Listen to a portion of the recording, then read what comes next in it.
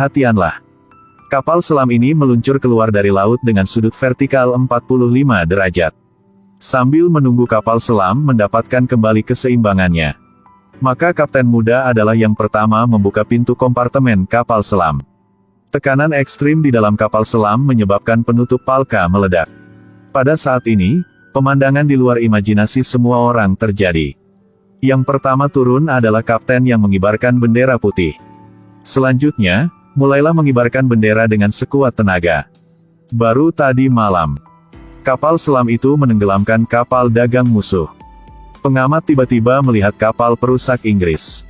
Pada saat yang sama ketika mereka menenggelamkan kapal dalam keadaan darurat, tentara Inggris mulai menyerang. Ketapel anti kapal selam dengan 24 mortir yang mengandung hingga 30 ITNT. Senjata berbentuk oval seperti jaring yang menyelimuti kapal selam. Tetapi karena serangannya terlalu tergesa-gesa, tembakannya dibelokkan dengan serius. Tidak mengenai kapal selam seperti yang diharapkan. Pada saat yang sama, di dalam kapal selam kelas U, Engineer Ehrenberg sedang menyelidiki mengapa torpedo nomor 2 gagal menembak. Karena tangki udara terkompresi tidak cukup. Tidak dapat meluncurkan torpedo dengan paksa. Dan sekarang hanya ada 3 menit tersisa untuk torpedo meledak dengan sendirinya. Hanya bisa datang ke sini pengemudi, seseorang yang tahu konstruksi torpedo. Merangkak ke dalam laras senjata torpedo untuk memeriksa kebenarannya. Karena untuk mencegah kejadian tak terduga, mereka harus menutup laras senjata torpedo. Pada titik ini pengemudi telah mendekati torpedo, dia menemukan bahwa itu karena handuk teri yang digunakan untuk menyeka pelumas torpedo macet, menyebabkan baling-baling torpedo tidak berputar. Dan handuk teri dipotong-potong, sampai potongan kain terakhir dikeluarkan. Kemudian baling-baling torpedo akhirnya memulihkan mesin dan mulai bergerak.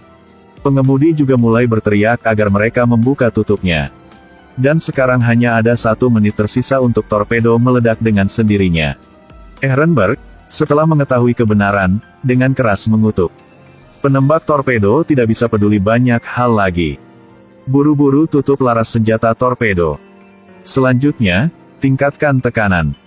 Ketika tekanan melebihi 20.000 Pascal. Kemudian Ehrenberg memberi perintah untuk menembak.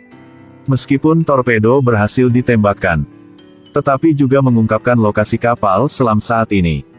Kapal tentara Inggris dengan cepat menyelesaikan kalibrasi parameter. Tembak, untuk cinta Tuhan. Tembak.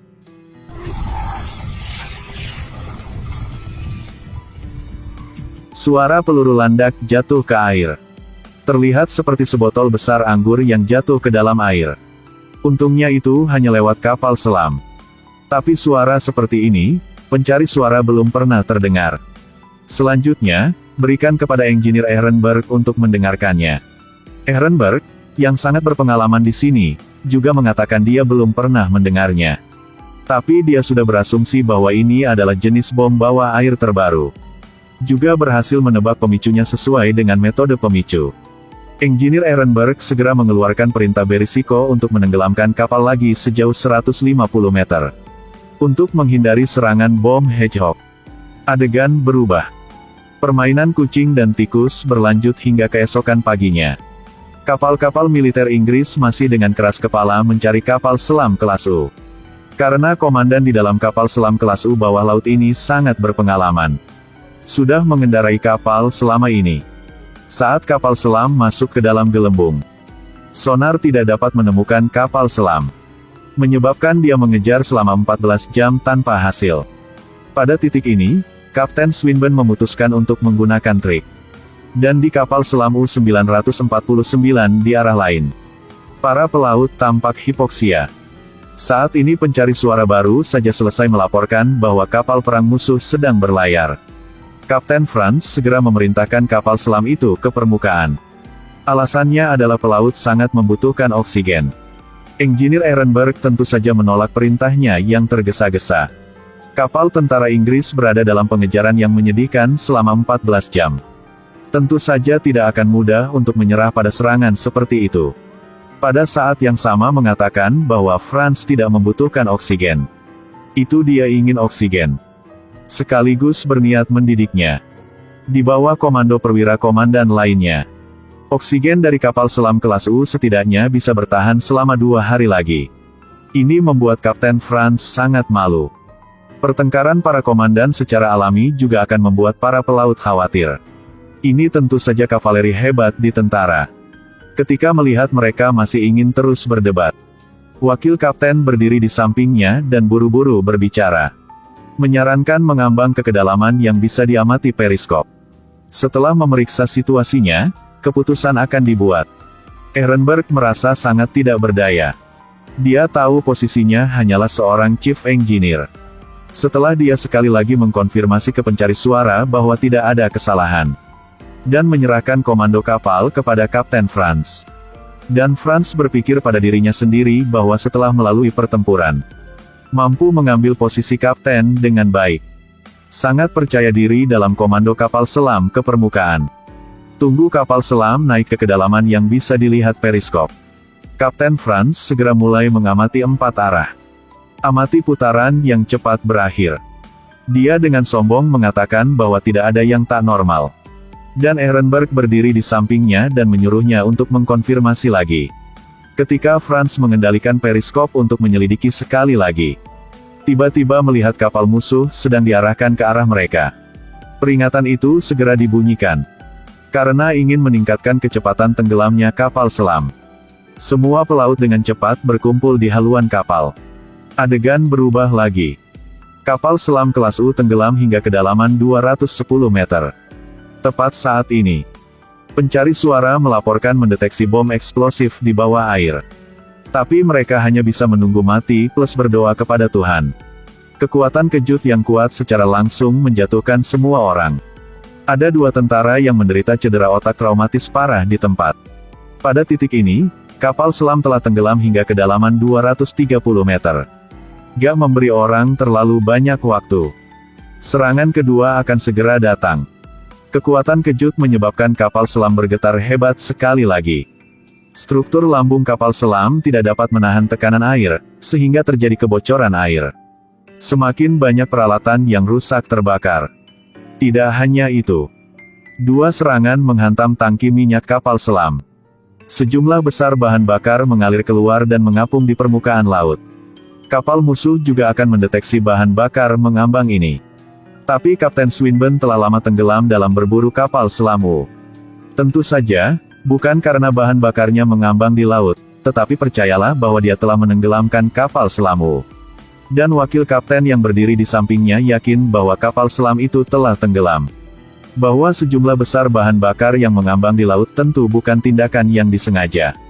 Juga mengatakan bahwa mereka harus segera kembali untuk berkumpul kembali dengan tim. Tetap menjalankan tugas perlindungan. Dan penyebab kematian putra kapten. Justru karena perusak meninggalkan armadanya. Itu sebabnya itu memberi musuh kesempatan untuk menyerang. Kata-kata wakil kapten menyebabkan kapten yang berniat membalas dendam sekali lagi mendapatkan kembali akal sehatnya. Segera diperintahkan untuk kembali. Kapal selam U sekarang sangat berbahaya.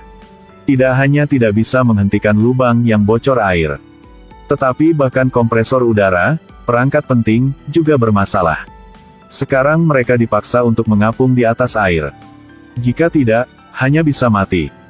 Setelah meminta perintah Kapten Franz, Engineer Ehrenberg segera memberi perintah untuk mulai naik ke permukaan. Haluan kapal selam dengan sudut vertikal 45 derajat telah muncul di atas air. Hanya menunggu kapal selam untuk mendapatkan kembali keseimbangannya. Kapten Franz adalah orang pertama yang membuka pintu kompartemen kapal selam. Tekanan ekstrim di dalam kapal selam menyebabkan penutup palka meledak. Pada saat yang sama dengan sirkulasi udara, tekanan di dalam kapal selam akhirnya kembali normal. Pelaut akhirnya bisa menghirup udara segar. Tetapi dalam waktu dekat, kapal selam telah kehilangan kemampuan tempurnya. Tidak punya pilihan selain mengibarkan bendera putih menyerah. Tapi sekarang kapal tentara Inggris sudah pergi dari sini.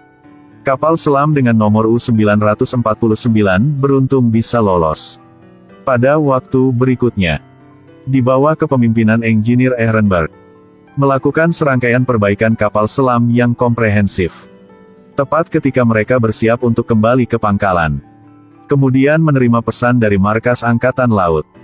Perintah untuk mengirim kapal selam nomor U-949 ke perairan Afrika. Untuk menerima kargo dari tangan Angkatan Laut Jepang sambil juga melakukan pengiriman. Adegan berubah. Mengalami perjalanan laut beberapa hari. Kapal selam dengan nomor U-949 tiba di lokasi transaksi tepat waktu. Tetapi tidak menemukan kapal perang Jepang. Semua orang di kapal selam juga mulai berspekulasi. Lagi pula, apa barang itu? Sumber daya berharga apa yang mereka miliki yang tidak kita miliki? Wanita Jepang. Jika itu kargo, aku senang kalau bisa kembali ke Jerman dengan selamat. Bodoh.